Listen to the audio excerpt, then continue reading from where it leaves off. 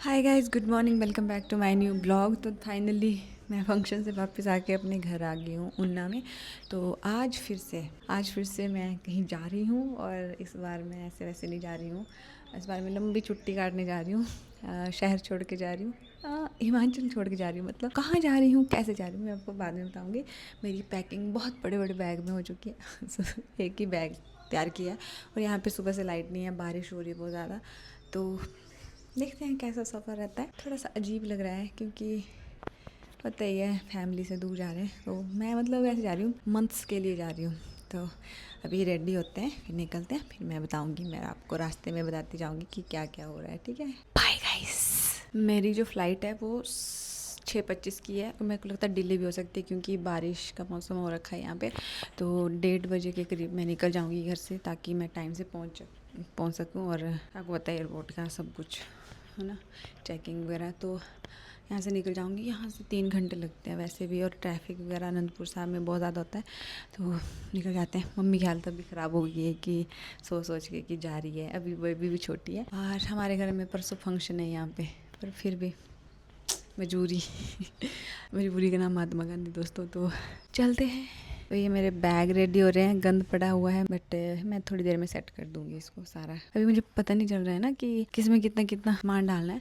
Bag तो मैंने 14 kilo करा है, 15 भी नहीं करा है, पूरा 14 kg का करा है क्योंकि उसमें 15 kg ही होता है। तो 14 kg मेरा बैग है और पीठ वाला तो 2-3 kg हुआ था, बट उसमें मैं थोड़ा सा और सामान डालूंगी। उसमें 7 किलो डाल सकते हैं आप, कैबिन बैग जो है। तो ऐसा ही कुछ है। So guys, I am ready. ये देखो मेरा OTD।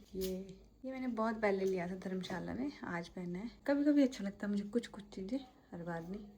तो पता नहीं अब इसकी बारी कब आएगी। तो अब निकलते हैं बस स्टैंड की ओर। बस लेनी है मुझे चंडीगढ़ के लिए, फिर आगे मैं ऊबर में जाऊंगी। बाय।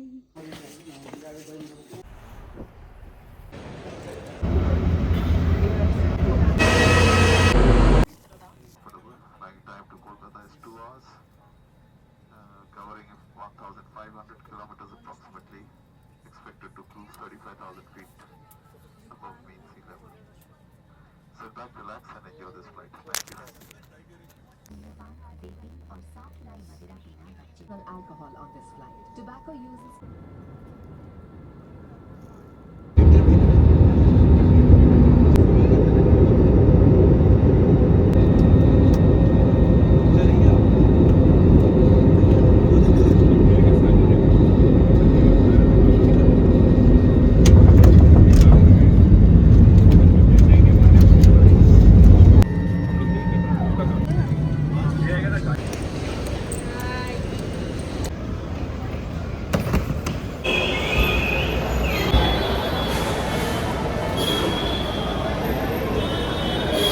हाय गाइस, मैं कोलकाता पहुंच गई हूँ बहुत आराम से, सेफली। तो मुझे कोलकाता पहुंचे हुए पूरे 5 दिन हो चुके हैं। तो हुआ ऐसा कुछ कि पहले तो एयरपोर्ट में बहुत बड़ी दिक्कत हो गई थी। मेरी फ़्लाइट थी 6:25 की, तो आपको पता है 1 घंटा पहले बैग देना होता है वहाँ पे।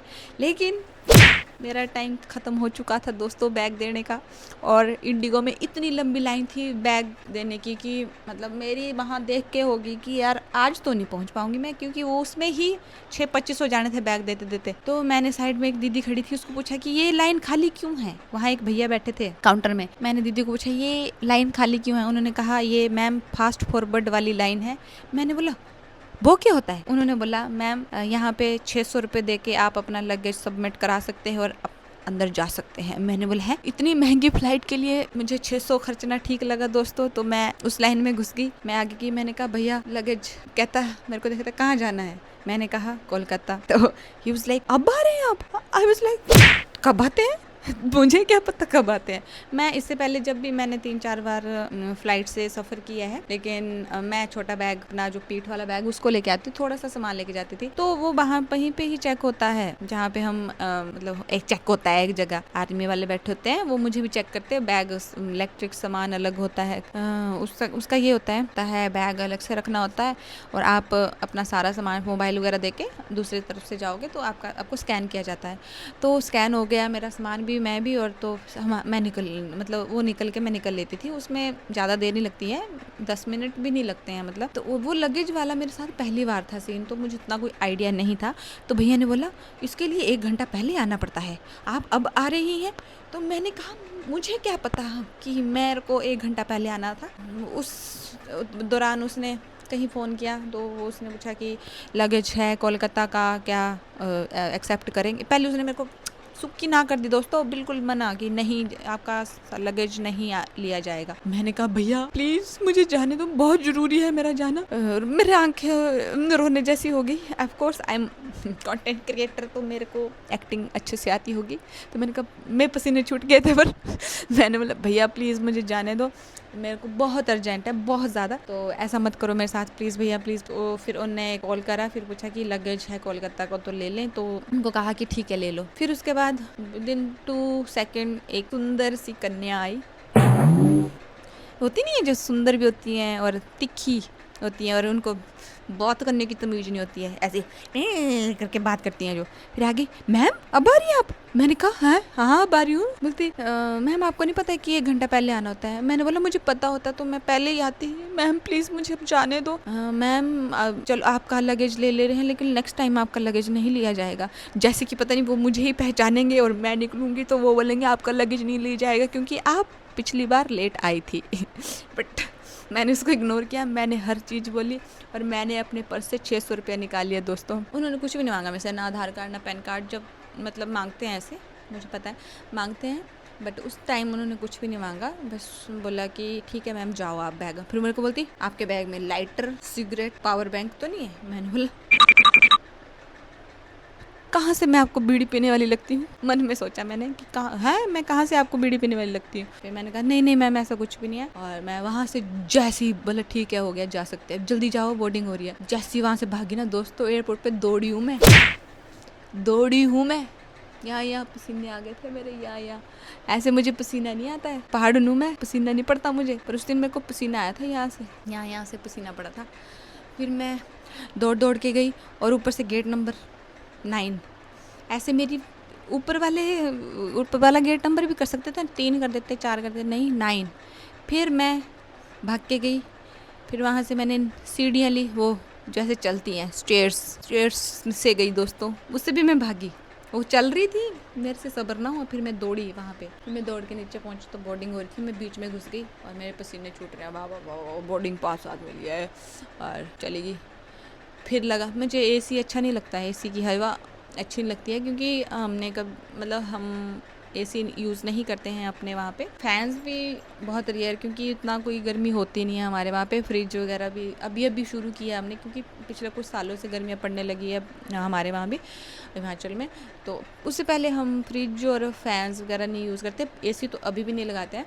तो एसी की उतनी आदत नहीं है दोस्तों। यकीन मानो ज़िंदगी में पहली बार मुझे एसी की हवा अच्छी लगी थी उस बस में, जो इंडिगो की बस आती है ना, आपको जहाज़ के पास पहुँचा के जाती है, वो वाली बस, उसमें एसी लगा था। इतना मज़ा आया, इतना सुकून मिला। फिर मुझे एहसास हुआ कि लोगों को एसी क्यों अच्छा लगता है। फाइनली अपनी सीट में बैठी। सीट में बैठने के कम से कम भी 10 मिनट बाद मुझे सुकून आया था और मेरे दिल की धड़कनें कम हुई थी और मेरी बॉडी पूरी नॉर्मल होने में 10 मिनट लगे थे। फिर वैसे जैसे मतलब उस दिन मैं ऐसे टक के मौत को छू के वापस आई थी। तो फिर 2 घंटे की फ़्लाइट के बाद मैं यहाँ पहुँची, मेरे हस्बैंड मुझे लेने आ गए थे। फिर हम क्वार्टर आ गए, उसके बाद ना कहीं जाना हुआ ना आना हुआ।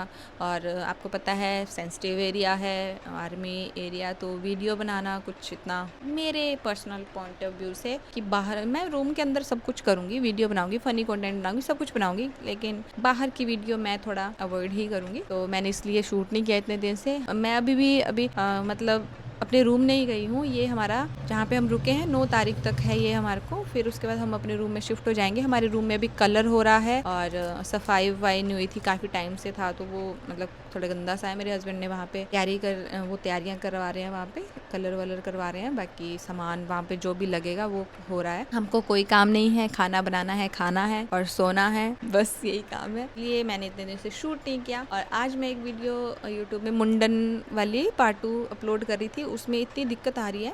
पहले तो उसको रिमूव कर दिया यूट्यूब वालों ने कि बोल के कि मैंने उसमें सब कुछ दिखाया था, मुंडन हो रहे हैं, बच्चे को नहलाया जा रहा है ना, जो जो रिचुअल के हिसाब से होता है, मुंडन हो रहा है, उसके सिर में ऐसे ऐसे वो लग रहा है, बाल काट रहे हैं उसके, तो वो सारे उस वजह से यूट्यूब की गाइडलाइंस की वजह से वो वीडियो रिमूव कर दी गई 2 बार। पहले तो मैंने सिर वो काट रहे थे वो वाला हटाया, फिर भी रिमूव कर दिया उन्होंने, फिर मैंने वो बच्चे का नहाने वाला जो एक नहाते टाइम वो जो बना था क्लिप वो हटाई, फिर वो भी हट गई, फिर उसके बाद कॉपीराइट आ गया, फिर उस वजह से मेरा कंटेंट इस बार लेट डलेगा, तो मैं उसको एडिट करूँगी फिर पोस्ट करूँगी। और नेक्स्ट वीडियो के लिए रेडी रहना दोस्तों, अब अच्छे अच्छे कंटेंट आएंगे मेरे पति के साथ।